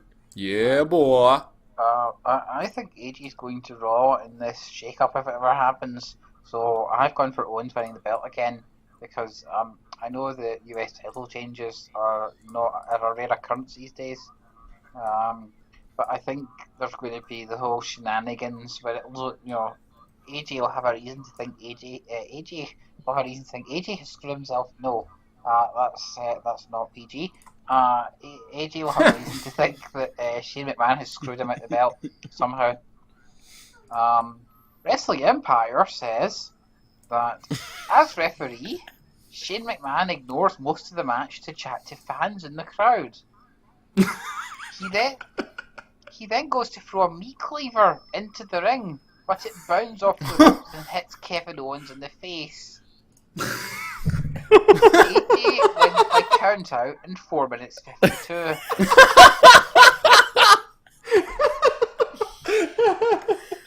A meat cleaver? That's an insane match. It's only 4 minutes. Holy shit! You can use meat cleavers and dynamite as weapons in this. Oh my god! I mean, he's the ref. I guess he'd get the pick. It hits him in the face, so it's AJ Styles wins because Kevin Owens is dead. Well, no, it's got to be PG. So I have to assume that the handle bonks him on the noggin. Okay. No, he was standing up again. He was just badly bruised in the nose. Yeah, he's just yeah. The handle hit him right in the temple, and he went, oh. Stumbled around. Man. Okay. Home Alone style. So then we go to the Raw Tag Titles, which is Sheamus and Cesaro defending against the Friends, which is what my daughter has called them. It's... Yeah, she I was watching the opening of Raw and she went, oh, they're friends. She's going to be so sad on Monday. That's a spoiler. It's 2/3 of the Shield. That's Seth Rollins and Dean Ambrose. I got the Frisbees winning. The Frisbees with the win. Their friendship lasts forever, just like their polo shirts. I'm gonna say that it's a Cesaro win. And Sheamus will get to put in a lot of really good moves only because Cesaro thinks it would be better for the match if Sheamus also wrestled, even though he could easily just do it all on his own. But he's such a good athlete and a good team partner that he's going to also let Sheamus wrestle. But the real winner will be us, the viewer, because we get to see Cesaro. I'll agree with that. I'll agree the winner in that match is the viewer by count out. I agree with Jessel. Seth and Dean win. It'd be really silly to tease them finally joining together, and when they finally are able to work together, they then lose. But they don't do anything with Dean. Now they do. The theory was I'm that saying Dean was they gonna, don't. They're trying to get your hopes up. The theory was they're going to turn Dean heel. But after watching Raw, I think that if that was a possibility, it isn't anymore. Yeah. How would you even do it? I have not. Is he still like the lunatic? Is that still his shtick? Yeah, kind of. How are you going to turn him heel? His gimmick is more a guy who barely gives a shit. Okay. That's a great gimmick for a wrestler. I still don't know how you can... I think that the only way to make him heel is to have him care a lot more. Like, you take away the crazy and just have him go, oh, wait a minute. No, this sucks. He's just a full empath, and he's just like, no, you're hurting him to every single match. Every single match, he just comes in and says that. I like it. But Cesaro wins. Jessel says it's a theory that Ambrose turns heel. What he actually means is it's a prediction by me for the last 4 weeks, and I'm sticking to it. It was Cesaro and Sheamus win this when Ambrose shockingly turns heel, and he uses the whole thing a few weeks ago where he went to be friendly and they did the whole "I can't trust you" thing as justification, etc. It's funny though because Ambrose and Rollins they've become one of the best things on Raw all of a sudden, which is weird because for 9 years Dean Ambrose was wrestling The Miz every week. And it was really dull. And Seth, I can't actually remember what Seth Rollins was doing. Nothing important. And now he was injured for a while. And now suddenly they're interesting. Wrestling Empire says that Dean Ambrose leaves the ring, and Sheamus then hits Seth Rollins in the face and wins in 24 seconds. I kid you not, that's what actually happened. Oh, that's a heel turn. That's good. Um, You read that one first, and then you came up with yours. oh, You cheated. it was But no, now I like the camera just zoomed in on my Raven Samoa Joe eyes and then zoomed back out, and that is actually what's going to happen. Yeah. I saw that exact thing. Yep. The winner is still the audience at home, but now it's just by a different way. So, actually, this is the pre-show match now, but sod it, it's at this point, because that's where it was in Wiki, and it's Neville defending, no wait, Neville's not defending anymore, Tozawa defending against Neville, the Cruiserweight title. I've gone back and forth on this one.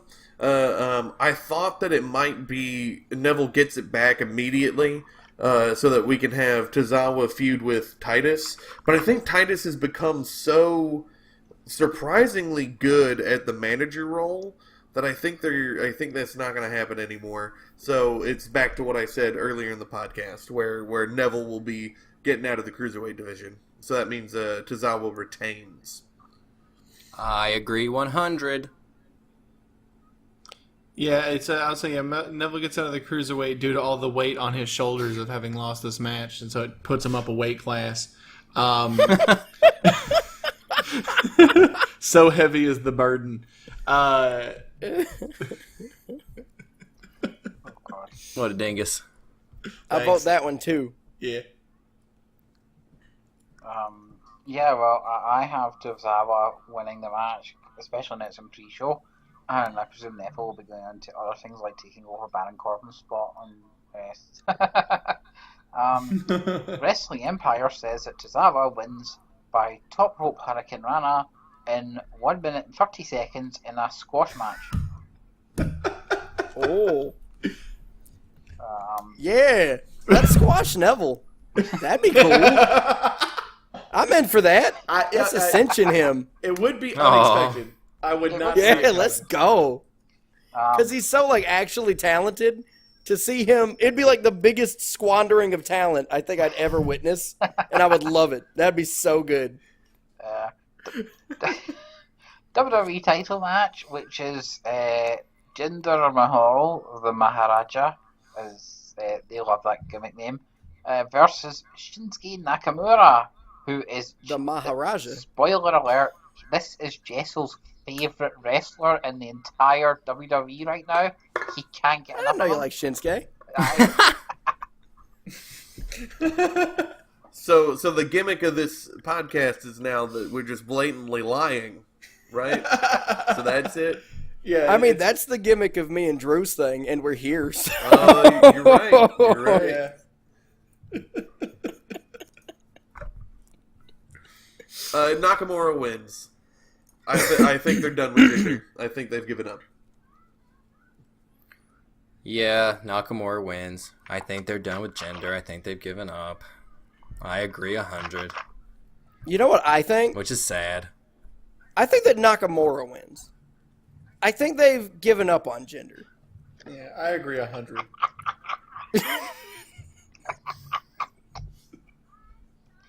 Michael? Well, I'm quite excited because I think Nakamura wins because they've given up on Jinder. Don't say it like that, Michael. No.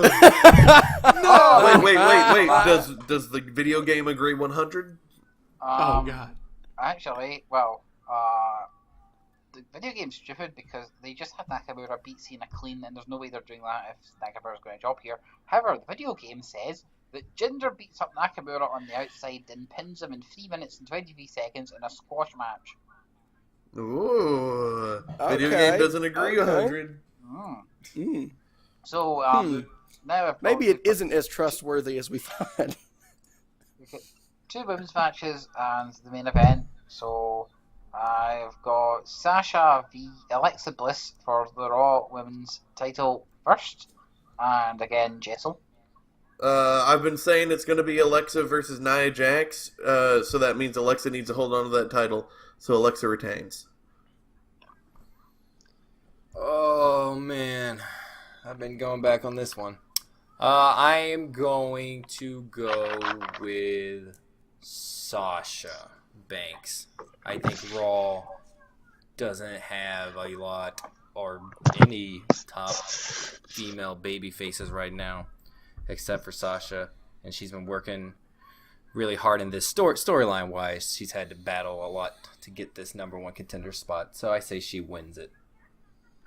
I remember back when I was real heavy in NXT, I enjoyed Alexa Bliss, but then she kind of she had the Drew Mack thing for a bit, where she kind of fell off for a bit, and now she's getting this big push. As much as I also really like Sasha Banks in the ring, and I really just like her character, and I think I have liked Sasha Banks as soon as she got split with Charlotte in NXT, and then started to be like her own character from there. As much as I do like Sasha Banks, I also just like the idea of Alexa Bliss doing really well for a long time. So I would give it Alexa Bliss on this one. I have to agree with Drew. Force his hand.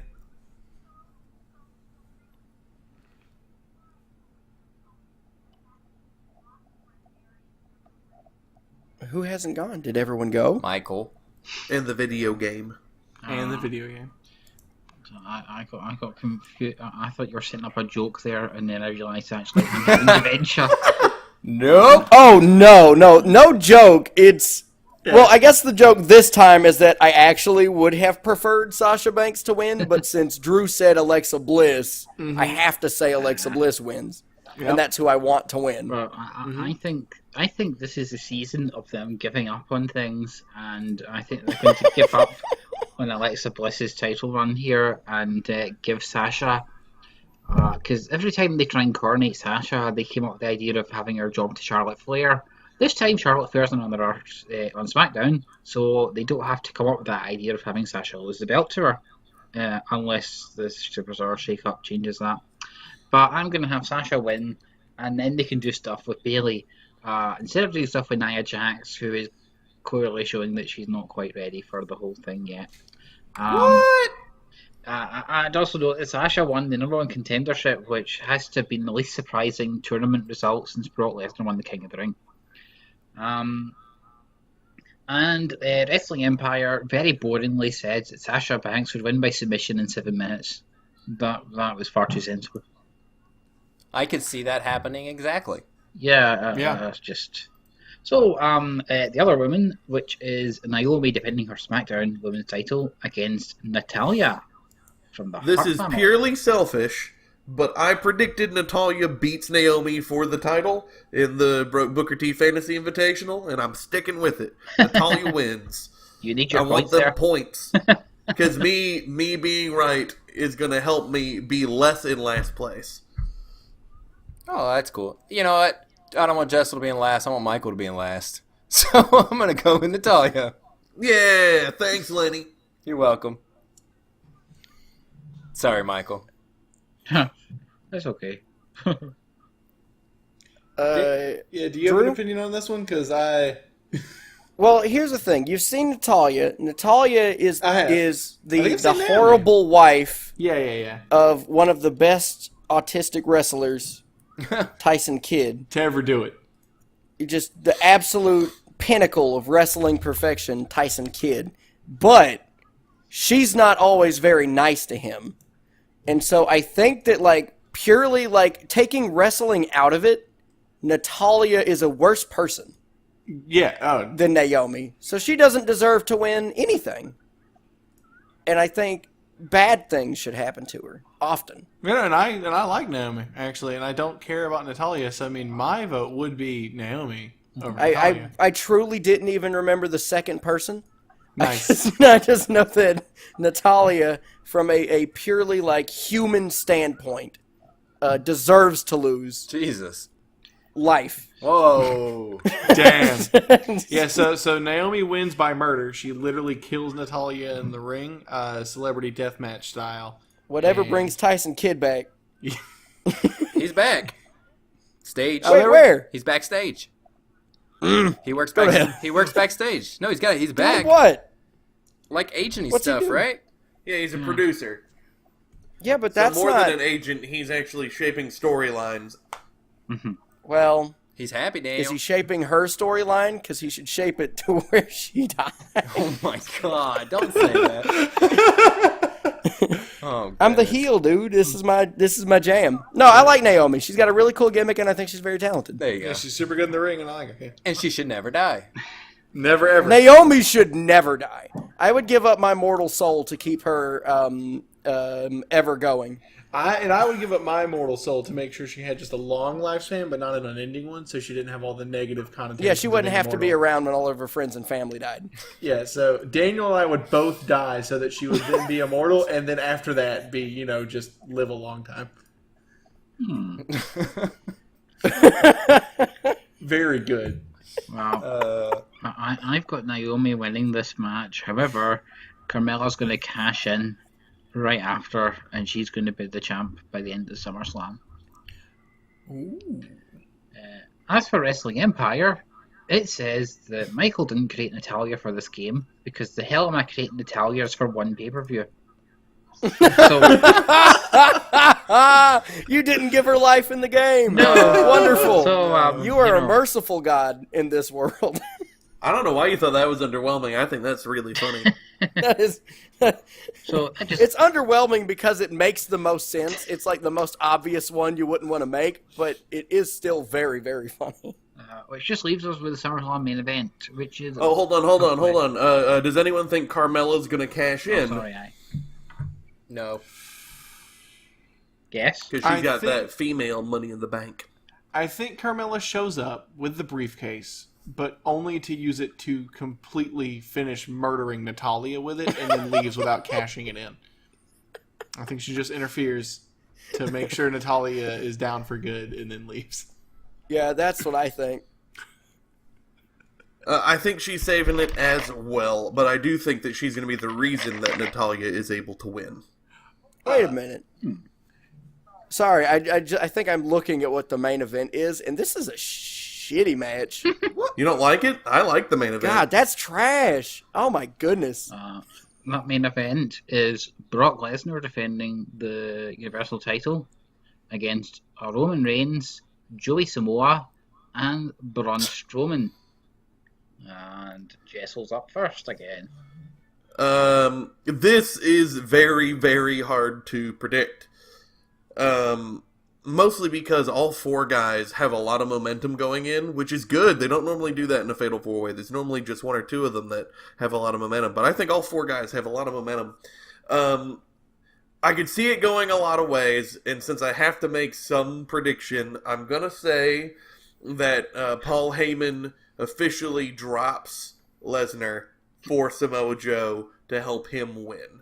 So it is Samoa Joe does win the title, and Paul Heyman swaps sides so that and is now with Joe. Kind of a repeat of what he did with Punk, except this time it would work. Hideo? Right. Yeah. Down deep in my heart, my marky heart, it'd be great for Braun Strowman to win, but I think I'm going with Samoa Joe. It wasn't mentioned, but this match also has the, not stipulation, but Paul Heyman says that if Brock Lesnar loses, that Paul and Brock Lesnar are leaving the WWE, which Yes. makes things kind of interesting. But I believe that that is just not true. I believe that Paul Heyman is just saying that, because this is not like an official thing by management. Paul Heyman can just go out and say that and it not be true. So I believe that Braun Strowman is going to win here, and Paul Heyman is going to want them to leave the WWE, but Brock Lesnar is going to be so angry at the way that he lost the match that he is going to want to stick around and just do whatever he can. He's just going to be furious to try and get the belt back from Braun Strowman. So I have a Braun Strowman victory here.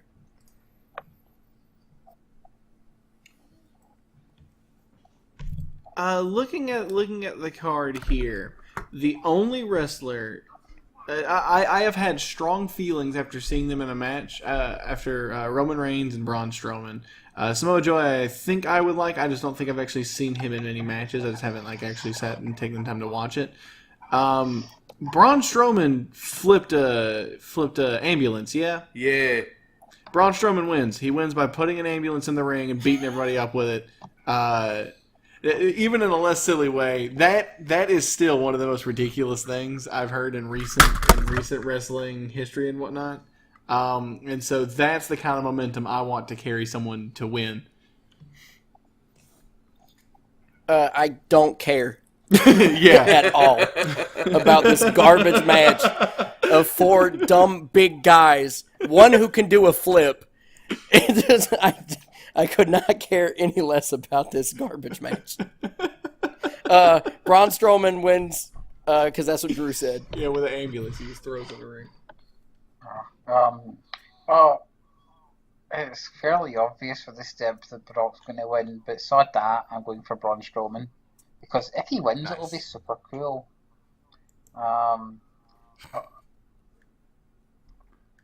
What the Wrestling Empire said is that right when the bell goes, Braun Strowman and Brock Lesnar brawl to the backstage area, which can happen in this game. Which meant that it just left Roman Reigns and Samoa Joe in the ring, and Roman Reigns made Samoa Joe submit to a spinning toe hold in 1 minute 56. Yeah, that sounds like Vince McMahon booking right there. Oh, I would love the match then. That would be the best possible outcome. Cement the Just Reigns. don't let anyone turn. have a good time. Spinning toe turn. That's God. beautiful. Well, there That's we a perfect go. match. We have now covered both things, which neither Lenny or I expected, which is great. We got to talk about all sorts of wonderful things. I'm going to have to edit 5 different audio tracks at the same time, which will be wonderfully hard. This has been a great episode. I want to thank again Daniel and Drew for coming. The podcast is Why This Not That. Thank you guys.